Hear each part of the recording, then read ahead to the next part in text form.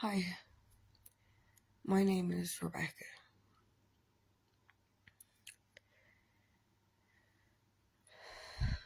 From the ages of 1 to 7, I had a very hard life. My mom was with someone, and he was like my dad. Then when I was 7, something happened. My mom went out and I broke my arm off a curling iron. That night, he broke my mom's rib and he broke her foot basically because he felt like she shouldn't have went out and she should have protected me more. But I blamed myself because she was meant to turn off the curling iron and she didn't. So my uncle and him were playing cards and I decided to take it upon myself to turn it off and plug it out of the wall. So from the age of 7, I took responsibility and I understood safety. And this is where my story starts. So at 7, he left. My mom didn't want to be with him anymore, which was fine, I understood. That was the day my brain snapped. This man believed in me. He told me all my dreams would come true. He took care of me. He taught me about computers. He taught me about Walt Disney. He taught me to believe in myself, even when other people didn't. He taught me even when I was alone, I was never alone, because God was always looking down on me. From the age of 7, and from when he left my life, it was very difficult. School was hard. I was bullied quite a lot. I didn't have many friends. And no brothers or sisters. Primary school was hard. And when I was in primary school, I found speech and drama, and I started playing the piano. That's when I realised in speech and drama that I had a voice. We started doing debates, and I realised I'm good at this. I can win. And that was very, very, it was a big accomplishment for me at that age. I felt like, okay, well, I can do something. I stand for something. Then I started learning how to read monologues and put myself into other people's shoes. And I enjoyed it very much because it helped me escape my reality. And I could play a role and be in someone else's lifeline, even if it was a fictional character. Then I started doing piano. My auntie paid for it, which I'm very grateful for. Unfortunately, one Christmas came along and my mum was struggling. So we used my money for a piano to feed ourselves. And because of that, I never got to go back to piano, which broke my heart because I loved it. My mum wasn't a bad person, she was struggling. It was hard. We were on our own. She was a single mom. And I remember her asking me, Rebecca, can I take this money? Because we're not going to eat this Christmas if I don't. I said, take it, Mum. And that was the day that I realised my ma and other people needed me and my help more than I needed theirs. So anyway, I continued through primary school and I started figuring out who I was and what I wanted to do. And eventually my mom met somebody and he had children.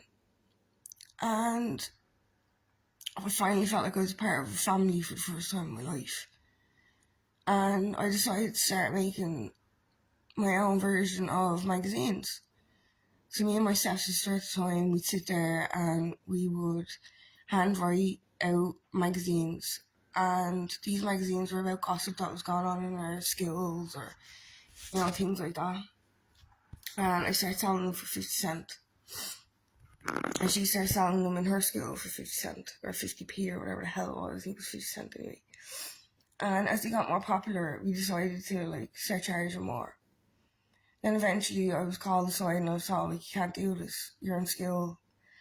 I says, right, okay, fair enough. So I stopped. And I was like, the only thing that made me happy, I had to stop doing. So I went through my primary school years and I found it very difficult because I never felt like I fitted in anywhere. And obviously dealing with the trauma that I went through and stuff like that, it didn't help. So when I got into 6th class, I realised I want to do more with my life. I know what I can do and what I can't do. And that's the life that I'm going to focus on. So I went into 1st year and I really wanted to do music because I was writing all the time. I started writing when I was like 5 and I had a typewriter, a Barbie typewriter. And in the middle of 1 to 7, after my mum broke up with that man, we had to go back and live at the back of my grandparents' house. And we lived in a mobile home. And I got a typewriter that Christmas. So I just started typing because I had no one to talk to. And I started writing stories. I don't know where they ever went. I'll probably never know. But I knew when I started like writing that it was all coming out and I felt better. It wasn't like locked inside me. I saw a lot of things growing up that I've never spoke about, never will. But it made me the person I am today. So when I got into 1st year, I really wanted to do music. Because I was writing for years, poetry and short stories. And, you know, like I really, really wanted to sing and express myself. And the reason I wanted to do that was because when Christmas came, and I got a Casio off my mom. And she knew that, like, I'm sorry for crying. But she knew that I was happiest when I was expressing myself. And playing with shoes for me, you know, I used to line up shoes and put them together in pairs and I'd draw them and I'd ask my mom, like, to pretend that I had, like, a shoe shop and she'd come in and she'd buy me shoes. And I'd record my little skits on my Casio, which were like 30 seconds long, and I played them as if it was like the background music to my shop. So, all these elements stuck with me, and that's why Christmas became so important. Because everything I got at Christmas helped me develop into the person that I am today. So yeah, 1st year came when I wanted to do music. I couldn't get into music class. I had to do science instead. And the moment that choice was made for me, and there was no other options, I just kind of got lost. I was angry and I was sad and I was depressed. Because the one thing that like kept me going for so many years, that I like hung on to for when I got into secondary school, it wasn't an option. And I had to do something else instead, and I just didn't like it. So in 1st year I began to get lost in a system, lost in a structure that I didn't fit into. Because I wasn't one for logic and maths and Irish and science. I enjoyed subjects that were geography, history, English and politics and music. So when 1st year came and I couldn't get into music, I was shattered. And I started hanging around with the wrong people. I started smoking weed.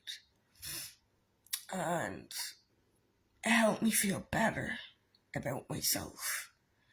Because at that stage I was battling with an eating disorder. I wouldn't eat anything for anybody. And it was so sad. And I felt like I had no control over my life. That not eating gave me a sense of control. And I had other issues with my throat and my stomach. So when I found weed, I kind of like deluded myself into thinking like this was good for me. It's helping me eat. It's helping me sleep. It's stopping my pain. But that was the moment that I kind of lost a piece of me. First year, second year were horrible.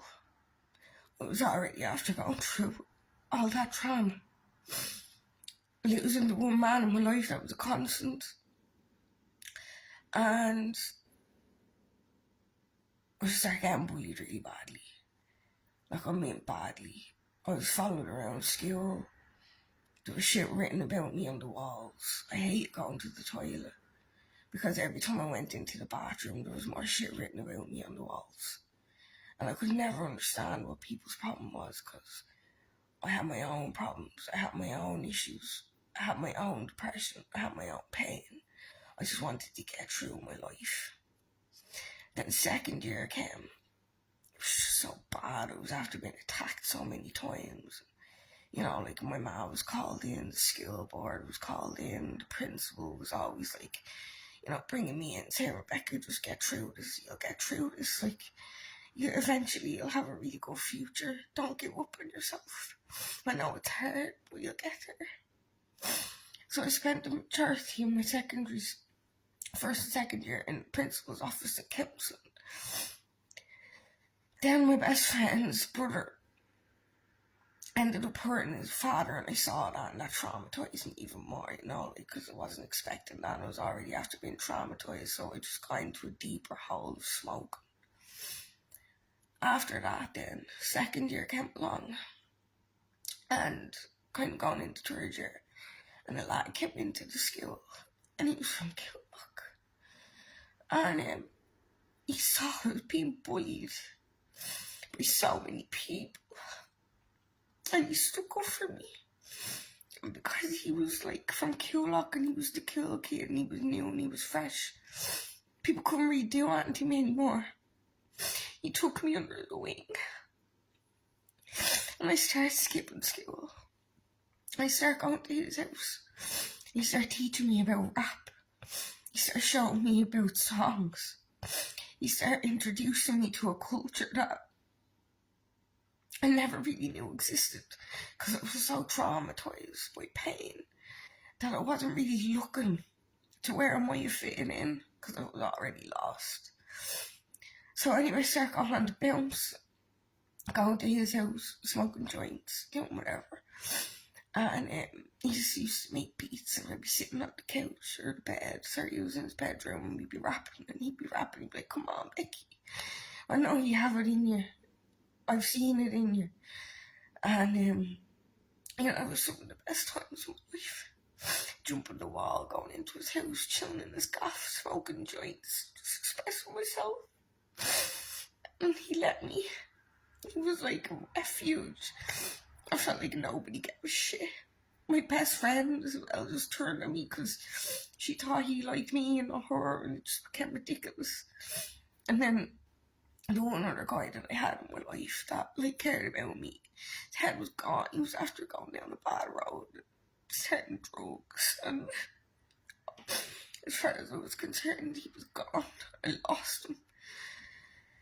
So this guy, he just kind of became like my best friend, and you know, like, he taught me to believe in myself. I'm sorry to start to talk about because he's not here anymore. And then like my buddies started trying to be his friends and trying to turn him against me, and he didn't give a shit. Like, he just didn't care. He told them where to go. He told them where to stuff it. And, you know, like, I saluted him for that, and I thanked him for that. And, you know, he pumped a lot into me that will never leave me. It will always be there in my soul. It will be a part of who I am. So he was probably one of the best friends I ever had, and he was like my brother. And it's hard. So anyway, third year came along, and I begged to be changed into music because I was after finding the spark for rap, and you know, like, I felt like I fitted in, and like, it was a culture that I understood because I grew up in poverty, man, with my mom. And I understood what it felt like to have a hard life. I moved so much. I lived in mobile homes, never had stability. I resonated with some of the things that these people said in their rhymes. And I said, that's it, that's what I want to do. That's how I want to express myself. Because I'm being choked all the time by my feelings and my emotions, and I need to get them out. And I still couldn't get into epoxy music. My head was wrecked. So when I figured out that I wasn't ever going to be able to get into music, I dropped out of school completely. I just didn't want to go with no interest, because the one thing I wanted to do, I couldn't. And I remember going and doing, you know, that exam where like you do a quiz and they tell you what you'll amount in life. And I was told I'd be a hairdresser, man. A hairdresser. And I said, excuse me. I said, I'm more in me to offer the world than cutting someone's hair. And that's no disrespect to anybody that's a hairdresser and they love it, that's their trade, and I get it, but that wasn't for me. I said, what else could I be? And they said, maybe a bus driver. So I was given these options and I was like, seriously, man. So after that interview, I just said, Ma, I'm never going back to school again. I hate it. Between being bullied and then my best friend, he's after being dragged all the way down the country. He's not even in my school anymore. I just don't want to go back. And then the best friend that I had at the time, she ended up falling in love with somebody and she just didn't even want to come out anymore. She was living her own life and I didn't mind that, fair enough, you know, and she's happily married now with kids and I love her to bits and I'll always love her because she stuck up for me. And she took care of me when I needed to be taken care of and vice versa. She was a good friend, yeah. But I just gave up. I said, "Man, I'm out, I'm done." So I continued to keep writing and I continued to keep singing and, you know, I tried to keep that spark in me alive while I was still smoking weed. And, you know, I got a bit lost in the manicness of it all because it was, you know, like, I had to get my tonsils taken out and I was like, man, this is horrible. Like, I just want to sing and rap and now my tonsils are been taken from me. It's all I had to offer the world. I didn't know what else I could do. I couldn't fucking do nothing. I couldn't keep a job. I couldn't do the classes I wanted to do. I was just destroyed. And then on my junior certificate, yeah, I was in art and I made this thing for the clay and the kiln. And like I knew I said, man, I'm only gonna pass like art and whatever, you know what I mean? And then some little troll came along and she smashed my junior certificate project and I didn't have time to make another one. So I ended up getting a C. And that broke me. And I said, you know what, fuck this. Nobody's supporting me. Nobody's helping me. My principal is like under pressure having me in the school because it's just causing so much drama. And the cleaners' heads were wrecked because they just had to go in every bloody morning and scrub a load of abuse off the walls about me. And I said, man, it's best for everybody if I just leave school and I never want to go back. And that's what I done. After that, I tried to get jobs and I done this and I done that and everything, but like deep down in my soul, I said, like, all I want to do is sing. I have no mentor. I couldn't do music. What am I supposed to do? My best friend's gone. I'll probably never see him again because back then, like, we were already starting to get into mobile phones and, you know, like MSN and all that. So when he left, he left. I think I seen him once or twice after that. Until I got older later on in life, you know what I mean? It felt like forever, but it wasn't that long, you know what I mean? So I left school and I became really recluse. And then I was dealing with my uncle as well. Like, he was very, very suicidal. And I loved him to bits and I just wanted to make sure he was okay. So I felt like I had that responsibility as well. And I saved his life, you know, when I was like 13, 14. I seen him on camera and tried to kill himself. And, you know, if it wasn't for me, he'd be dead today. And that's a heavy thing to carry. And I love him and I respect him and it is what it is, but that will never leave me either, you know what I mean? And I guess from that moment on, I just started trying to like help everybody around me because I felt like in my life that I couldn't do what I wanted to do. And I thought if I could help other people, it gave me a purpose, it gave me a reason to wake up every day because I was so miserable. And I kept saying to people around me, like, I want to do this and I want to do that. How do I do it? And they kept saying, well, you dropped out of school. You're never going to go to college. It's never going to happen for you. And I was like, yeah, right. I said, it's okay, that's fair enough. I'm sure I'll find my way, I'll find my path, I'll do what I gotta do in order to get where I want to be, because I can't live this way no more. I was watching my ma suffer and my uncle suffer and the people I love suffer, and all I had was my granddad. And my granddad was like a great man, because when my dad wasn't around and when my ma was in poverty, he helped me. And he helped me good, and he really like listened to me. And if it wasn't for him, I don't think I'd even be sitting here today. Because there was times in my life I just wanted to kill myself. Because I felt like I had no future. And I had so much pain in my heart. And he kept me kicking. So for that, I thank my granddad every day. Because he told me, you're too soft, Rebecca. You need to harden up. If you want your dreams, you want to chase these dreams, you have to figure it out for yourself. No one's going to show you. And you can't hide in your room and you can't feel sorry for yourself.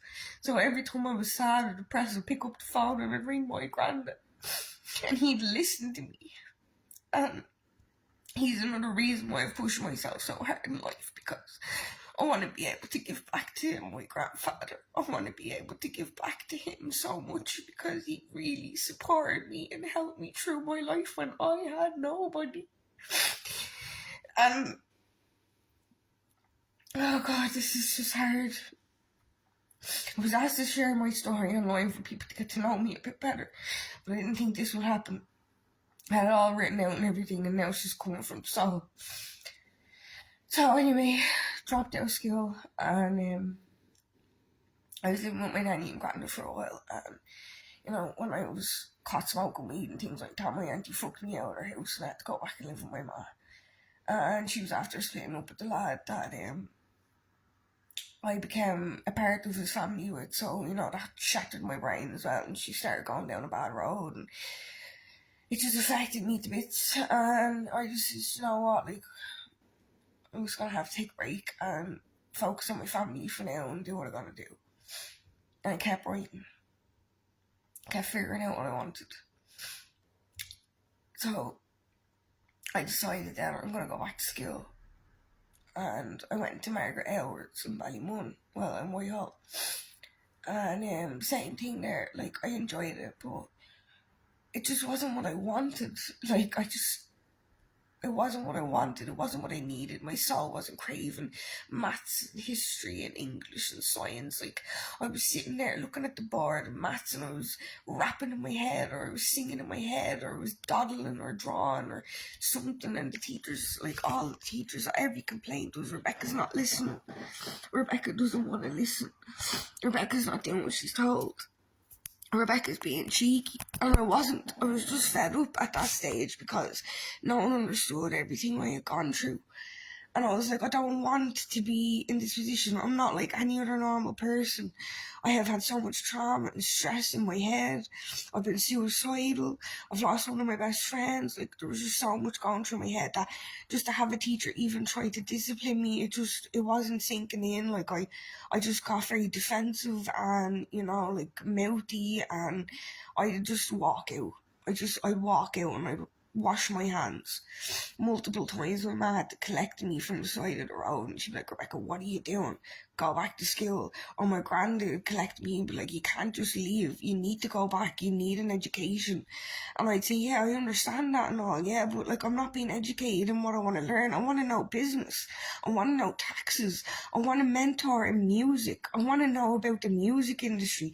I want to know about the entertainment industry. I want to know about the people that I resonate with, because that's what I am and that's who I feel like I am and that's what I want to be involved with.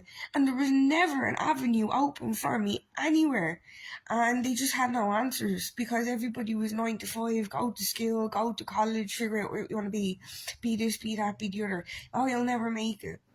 That's a dream. That's a dream life. No one ever gets there. And, you know, I was just bogged down by so many people telling me this won't happen and that won't happen, and, you know, you're living in a dreamland and you're living in the clouds. And I was like, well, what else am I supposed to do? This is my reality. Like, I'm not going to be a doctor. I'm not going to be a nurse. I'm not going to be a lawyer. I'm not going to be a solicitor. I'm not going to be a teacher. I'm not going to be a vet. I'm not going to be like a carer. Like, I'm not going to be any of them things. I'm not wired for it. And as much as I love to help people and things like that, you know, it's just not in me. It's not wired in me. I get bored really easy. I have ADHD. And like, I need something to keep me like progressively in tune and progressively entertained, or I get bored too quick and I throw in the towel. And the one thing I never threw the towel in on was expressing myself, was writing. No matter what I went through, I kept writing and expressing myself because I felt like if I didn't, my head would blow up. Because I didn't have money to pay for therapists, so I didn't have money to pay for things that I needed. Like, my ma didn't have the money for that. Like, my nanny and granddad like had their own problems. They didn't need to be investing money into me seeing a therapist because I have all these problems, being bullied and wanting to kill myself and things like that at such a young age when my life hadn't even started. I shouldn't have even felt that way, but I did. I felt like I just did not fit in. So I went back to school again. So I've actually done 5th year 3 times, and I started 6th year once. And even though I didn't get my leaving certificate, the knowledge went into my brain, and every teacher I met, I asked them the questions I needed to know in order to get my own grasp on reality in the world that we lived in. And after the 3rd time of me going to school, I met a guy. I was still quite young, and I told him all my hopes and dreams. Now, mind you, I had a boyfriend while I was going through all this in my head, yeah, like years before I met this guy. And he knew I wrote, he knew I rapped. I used to ring him all the time on the phone, and you know, I'd recite my poetry to him. I wrote lots of raps about him. I had a folder, you know what I mean? He was my muse at that stage because I had something to focus on, which wasn't negative, and that was finding love and someone making me happy. Even though I was so young, I felt it so real, so fully, and it was a nice distraction from the reality around me. Anyway, fast forward years later, I met a guy, and I told him my hopes and I told him my dreams, and I'm not going to say this, that, and the other, but it didn't pan out the way I wanted it to, and I became a single parent, and I've been raising my kid for the last 12 years by myself with the help financially of my grandparents. I've had no financial help from my kid's father. My mom has her own issues. She's not here to be giving me handouts. I've struggled. We've been homeless multiple times. I was very lucky I got the opportunity to go on First Day to Ireland in order to tell my story. And you know, a lot of people say to me, Rebecca, how come you didn't talk about like your rapping or your music or, you know, things like that when you had the chance on the telly? And I says, because even though that's what I am and who I am, that's not who I am as a human being. Who I am as a human being is everything that made me the person I am today. And that's that pain and that's that trauma and that's them struggles because they taught me lessons. They taught me things that no teacher will ever teach me.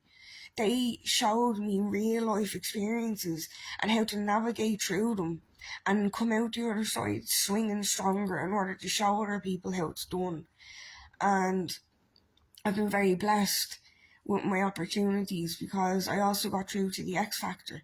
And you know, like I could have went on to win that competition, but unfortunately I had no support with my child at the time, and I had to pack up and I had to come back to Ireland, and that made me feel like a failure. Because everybody was like, why didn't you finish the X Factor? Why didn't you go and do the competition, this, that, and the other? And, you know, I don't know what people were saying all around me or whatever, yeah, but it was the first Irish rapper to ever get through to the X Factor with my singing and my bars and my demo.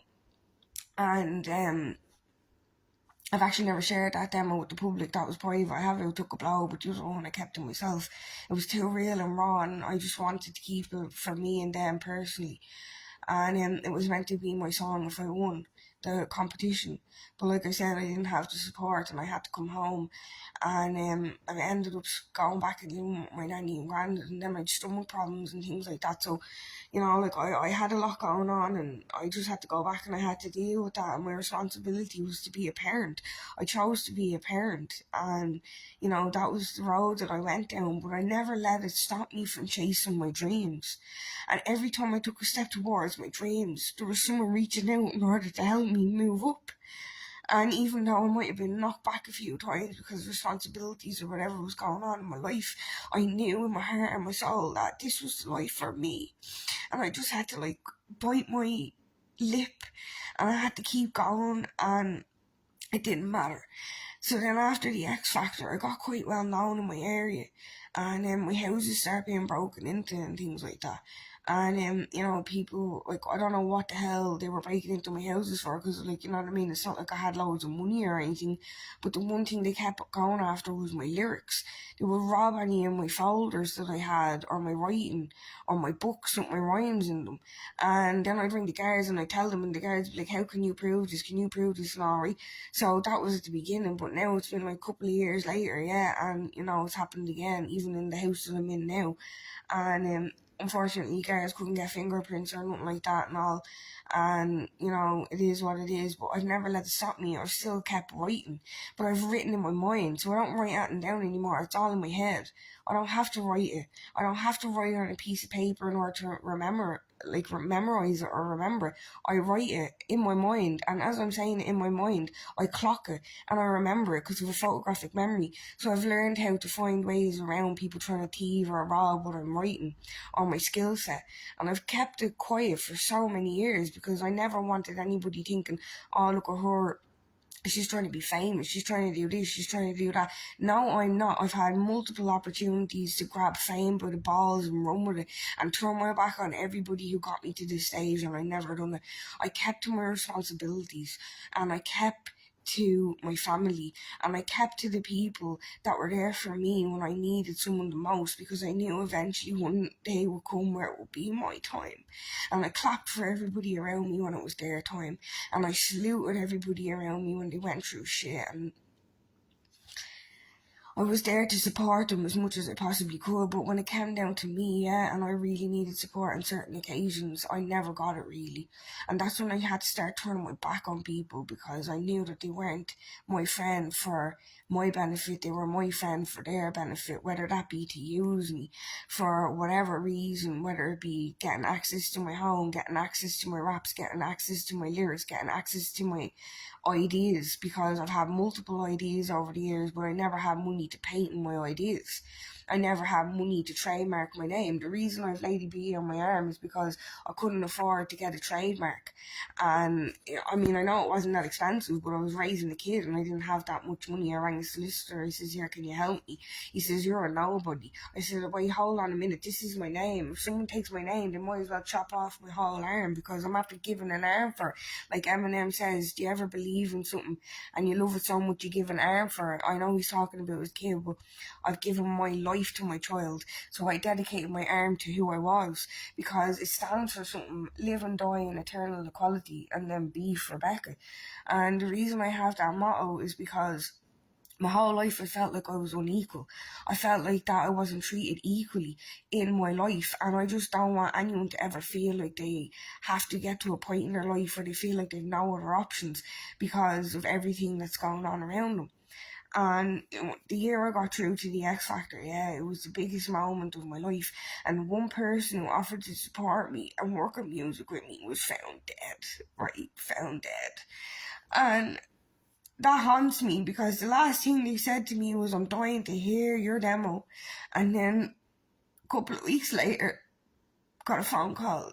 Did you know so-and-so is dead? And I says, what? You know what I mean? They were supposed to come to England with me, help me with my kid. They're dead. Like, are you serious? So, I went through a grief process for that, because he was real good with music and he had such an imprint on me in my life, and he was learning to do the deck so he could mix my music for me, because we had a vision together, and my vision wasn't to just rap. I love dance music. I really love dance music, but I could never like really play the decks or art, and like I dabbled in it or whatever because he helped me and things like that. But that wasn't my skill. My skill was to write lyrics and sing and express myself, but his skill set was like mixing and putting it all together for me in order for it to come out proper. And he died, so I was like, do you know what? Worst again, so I lost my plot that year, and it got really hard for me. And then a lot of other things happened that I really don't want to get into, like, do you know what I mean? Because eventually I hope to be able to share my message properly and write a book or whatever, like. But I guess what I'm trying to say is I've taken so many baby steps to get to this point in my life, and now I'm at the point where like I have management and they want me to get myself out there more, because I've been so afraid to share who I am with the world, because I was afraid people were going to try to copy me or imitate me or take my ideas or take my music or take my lyrics. I was so like encased with fear from all the traumatic experiences, and I was told, Rebecca, if you don't get over this fear, yeah, you're never, ever, ever, ever going to break out of your mental prison. And that's why I made that demo, and it says in it like Lady B is finally grown, evolved and risen, because I broke out of that mental box. It was hard. I had to like break it down bar by bar, and I had to keep reassuring myself that, like, you know, no matter what happens, I am me, I am the original. People can imitate me, people can copy me, but I am me. It is my story, and I have the skills and I have the bars, and no one can replicate who I am no matter how hard they try, because it's gotten to the point now people know I'm the original. And if I want to take the next step in my life, I have to do what I'm being told to do, and that's share who I am with the world. And I was very scared to do that, yeah. And I have gone through quite a lot of life experiences, and my goal is to help other people, whether that's by making them laugh in order to get them through their trauma, or share my experiences through comedy. And that's my one way of coping with my coping mechanism when I don't have to be like, I have music coming, but this music is something that I've worked on for a very long time, because there was things that were stolen from me, that were taken out of my house, and I says I can never re-rap that, because if I re-rap that, someone's going to try to say that they took that and that's theirs and I'm repeating what they rapped, and I was just caught in this mental box for years, and you know what I mean, made out to be like mental. And you know, it was, yeah, whoever they were and whatever they were doing, they played a good game, because they had me right where they wanted for a very long time, but they don't have me there anymore. I'm free. I'm finally free, and the reason I'm doing it is for my child. My child deserves a better life than I ever had. My child doesn't deserve to feel the way I felt when I was younger. My child doesn't deserve to struggle in poverty like me with my mom. My child doesn't deserve to suffer for the consequences of my actions for having her too young and not being financially stable and making stupid decisions and making stupid choices. My child deserves nothing but love and respect and empathy and care, and that's all that I give her. And you know, she says to me there recently, Mom, I don't fit in school. I want to animate, I want to draw, I want to do this, I want to do that. And I says, well, I tell you what, yeah, you've got the best mother here for that, because I understand what it feels like not to fit in. I understand what it feels like to not understand where you are in the world. And you know, my child has gone through like suicidal thoughts herself because of the upbringing that she's had, because of the circumstances, and I've managed to keep my child healthy, alive, happy and kicking, and she's also chasing her dreams. And the reason that I'm going to make my dreams come true is not because I want to be famous. It's not because I want to be rich. It's because I want to show everybody in the world, including my own daughter, that it doesn't matter what your past is, but if you have a passion, you have a dream, and you have a flame in your soul, and you've gone through everything that was meant to break you as a human being and come out the other side, you've something to give to the world. And you've got something for people to look up to. And you've got something for people to latch onto. And like, even if I only help one person in the world, and that's my kid. That's fine. But I swear, as I sit here, from the people I've spoken to, the boardrooms I've been in, the influential people that I've gotten to talk to and be in the same room as and speak to online, I know for a fact that they're all saluting me because I didn't give up, and I have all of their support.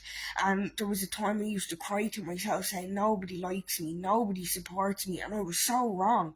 I was so wrong. My own thoughts and mentality were my own worst enemy because I had more people support me than I realised, and they were just waiting for the day that I broke out of the box and said, here we go, let's go.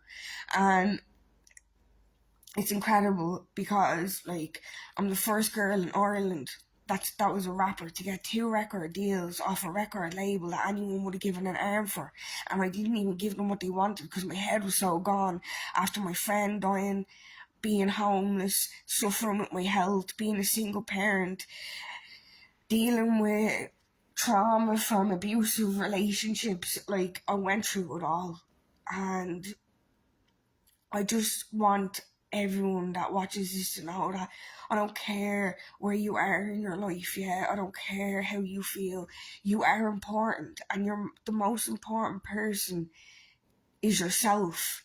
Even if you feel like nobody cares about you, I don't care. Care about yourself. Because there's times I felt like I had nobody and all I had was God. And I had to pray to God. I had to write my rhymes and I had to share my feelings and express myself on paper. Sometimes I burned it. Sometimes it was robbed. But either way, I got out my feelings and it went into the ethers and someone heard it. And that lifted that baggage off my chest. And the main reason I'm here, apart from certain people supporting me and keeping me kicking, is because of God. Like, everything I've gone through in my life, I could have been obliviated, and I'm still standing. And I credit that to God. And the reason I credit that to God is because the times I was on my own, I would see signs or things would happen to make me keep my faith. And, you know, for 1 year in my life I was an atheist, and for that 1 year in my life everything fell apart on me worse than I could ever imagine. And I'm on about my mental health wise. Before I was atheist, even though my mental health and there was problems with my life and things like that, I still kept going. The moment I turned my back on God was the moment he turned his back on me, and everything went downhill for me. And the day that I turned back around and I said, I'm sorry God, I love you God, please forgive me God, I'm sorry I had a kid out of wedlock, I'm sorry that I was vain, I'm sorry that I didn't do more in my life, I'm sorry if I hurt anybody with the words that I said, I'm sorry if my attitude stunk and I upset people. The day that I apologised and like I figured out what was like the right path for me was the day that like my life started getting better step by step, slowly but surely. Like when I thought like I wasn't getting anywhere, God would fling in an opportunity and I'd say, Jesus, okay, well I gotta keep going. And anytime the devil came to dabble in my life, I said, no, this is God's plan. The devil can only do so much, because if my faith and my power is in God, well then what can the devil do? Because I will never deceive God ever again. Then it got to the point that I felt like the devil was even on my side, because no matter who came up against me, they couldn't win. And they were from the evils of the world. They were from the badness in the world. So now it's gotten to the stage in my life where I have the devil and I have God on my side. And when you've got two powers that are the most powerful beings on the planet and they are on your side, you are gonna make it in this life, because you're gonna show people that you are God's prophecy. And you are going to show people that the reason you did not fail is because you are going to show people that it was because of God that you didn't fail. He's going to use you as an example. And he's also going to use you as an example with the devil, because the devil threw everything at me. And I came out the other side stronger. I never sold my soul. I never done anything that people would do in order to get fame or fortune. I suffered, I endured everything the devil threw at me. I suffered, I endured, and I got through the other side, and he respects me. So now I'm going to keep going and I'm going to keep sharing my story. I appreciate everybody following me all these years. I feel it's gotten to the point where like I should be a bit more accessible online, but I'm not, because I'm doing what I'm being told to do by my management.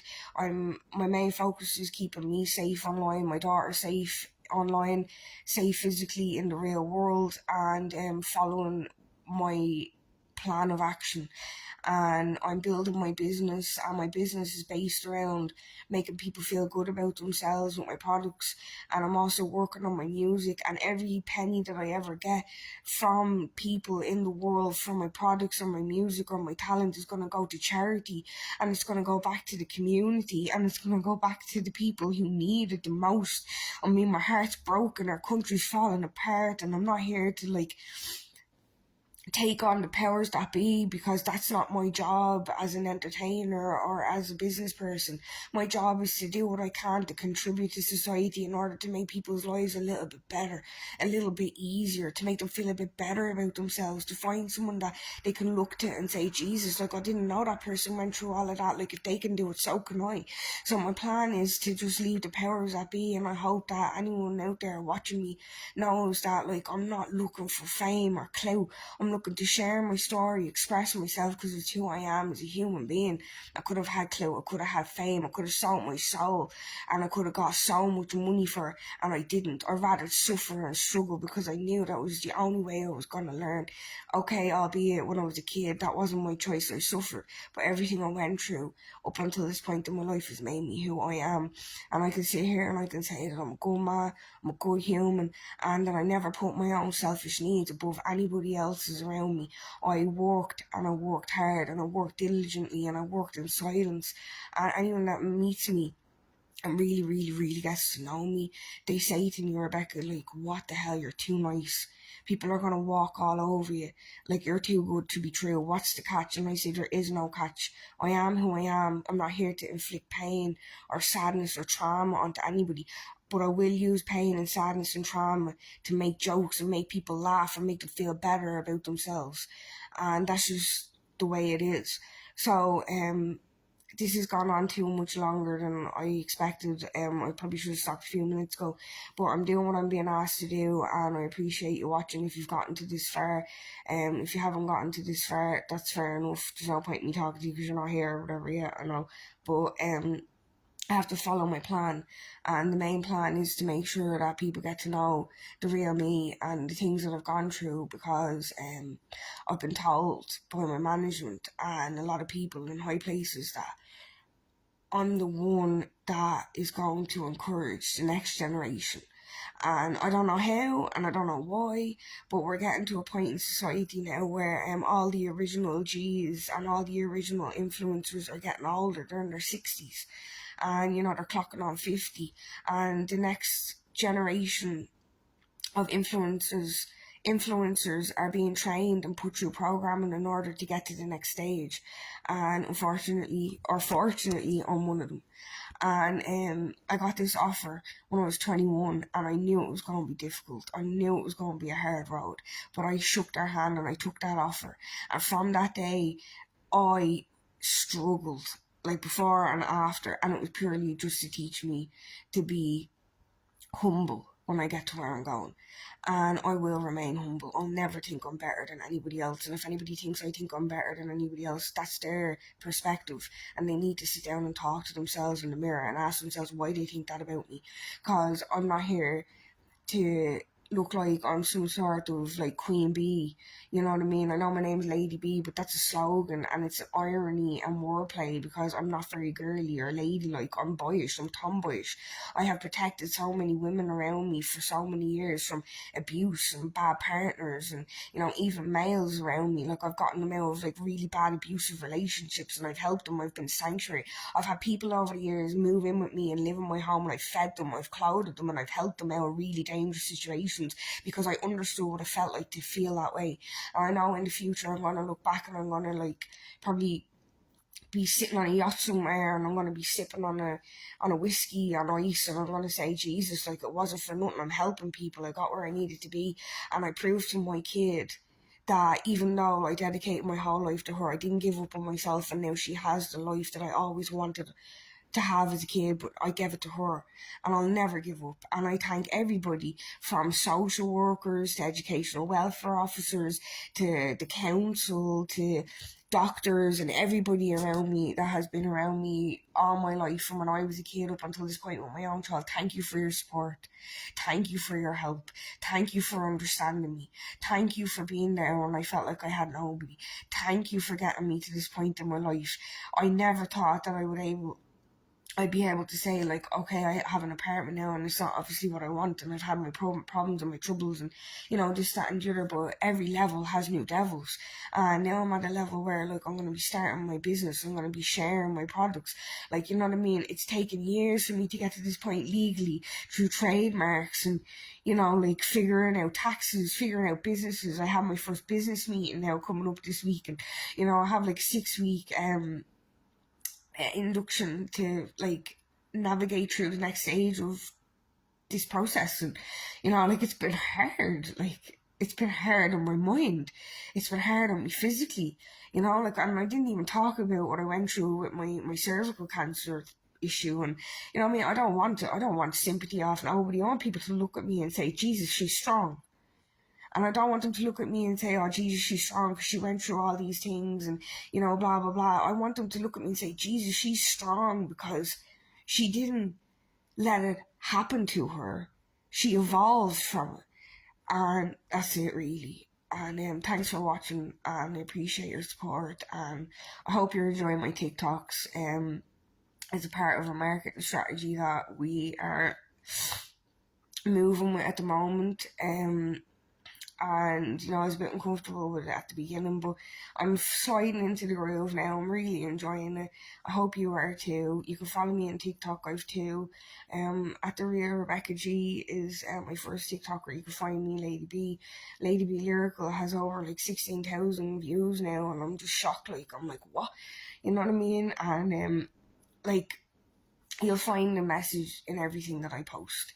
Whether it be subliminally or blunt in your face, you'll find them. And I hope to motivate, encourage, make you laugh, and share my story. And I also want to get to know yours. So if you want to talk to me, please don't be afraid to talk to me. I know that at the moment I've been taken off my platforms in certain places, but it's for certain reasons, and I had no choice, and I have to kind of follow through with that. But I'm never out of reach. I'm always there if you want to talk to me. If you see me on the streets, come over to me. Don't be afraid. Like, the only reason that we've put into effect what's going on around my life right now is because there's people out there and they don't have good intentions, and they don't, like, they don't understand my situation, and they're just not good people, or they're not nice people, and they've got bad intentions. And like, unfortunately, I have to protect myself, but at the same time, I know there's so many people out there, and like, I want you to talk to me. I want you to come over and speak to me. Like, don't think I'm this like unreachable person, because I'm not. Like, I'm the most down to earth person that you'll ever meet, and I'll understand whatever you might be going through. Like, I get so many messages in my DMs of people telling me, like, I resonate, I was homeless, or this, that, and the other. I didn't realise that my story had gotten so far. I have, like, I'm shocked, you know what I mean, because I used to say nobody cares about me and this, that, and the other, but that wasn't the case. I'm just gonna leave it there, because like, I'm kind of like getting a bit like anxious now, and I'm gonna go, and I want to communicate, which is more on a deeper level. You can check me out on YouTube as well. I'm watching Jeffrey Dahmer's series with Evan Peters, which he's fab. I love Evan Peters. I've been watching him since day one, and he was only like becoming an actor, and he's developed so much, and it's amazing to see that. It's amazing to see someone developing in their field. And you can catch me on YouTube, and you can watch the series with me. Obviously, I'm not uploading on YouTube because that's copyright infringement and things like that, but I'm talking about what I'm watching. I've taken a break at the moment because it's coming into Christmas, so I'll pick it back up in January. You can also check out my YouTube. You can find me at the handle at Lady B now. It's my handle. It's been given to me by YouTube. And you can go through like all my old videos and stuff like that. You can also find me on other YouTube platforms, like First States Ireland, 98 FM, FM 104, Adrian Kennedy and Jeremy Dixon. Like, if you really look, you'll find me in places. I've always been there sharing my story, and that's what kept me going and kept me motivated, just expressing myself. So I don't care who you are, where you are, what you're doing, how you feel. Love yourself. Don't give up. And you never know, one day your dreams might come true. And when they do come true, never forget where you came from. Be humble and help the people in your community.